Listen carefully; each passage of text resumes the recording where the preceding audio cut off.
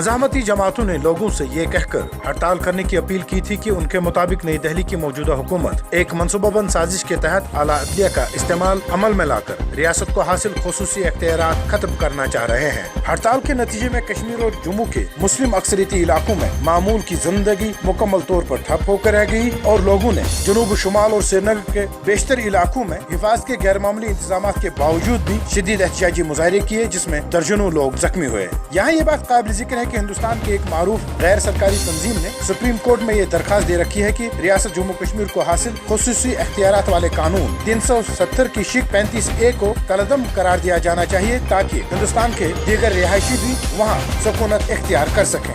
ادھر مخلوط سرکار میں شامل ہندو شدت پسند تنظیم بھاجپا نے بھی کہا ہے کہ ریاست کو حاصل خصوصی اختیارات واپس لیے جانے چاہیے کیونکہ ان اختیارات سے علیحدگی پسند رجحانات کو تقویت ملتی ہے۔ تاہم ریاست کی وزیر اعلیٰ محبوبہ مفتی نے ان قوانین کا سخت ترین دفاع کرتے ہوئے تمام اپوزیشن جماعتوں کے سربراہان سے ملاقات کرتے ہوئے کہا کہ وہ اس کے ساتھ چھیڑ خانی برداشت نہیں کرے گی۔ انہوں نے کہا کہ اگر ایسا کیا گیا تو وہ اپنے عہدے سے مستعفی ہو جائے گی۔ تاہم اس نئے تنازع کے بعد جہاں ایک طرف ماس ایجیٹیشن کا بھی خطرہ موجود ہے تو وہیں مخلوط سرکار میں بھی سب کچھ ٹھیک ٹھاک نظر نہیں آ رہا ہے۔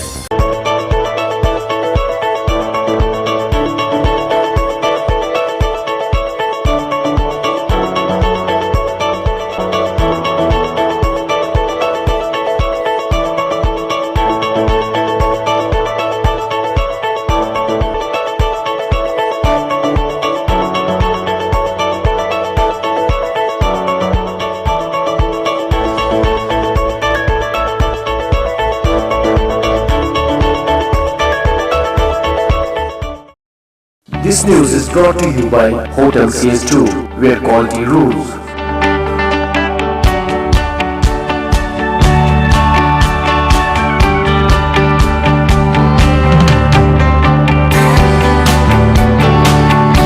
Contact Hotel CS2, Salwar Bagh, Srinagar, Kashmir. Phone number 01942468500 2468 Reservation at Hotel CS2. Log on www.hotelcs2.com.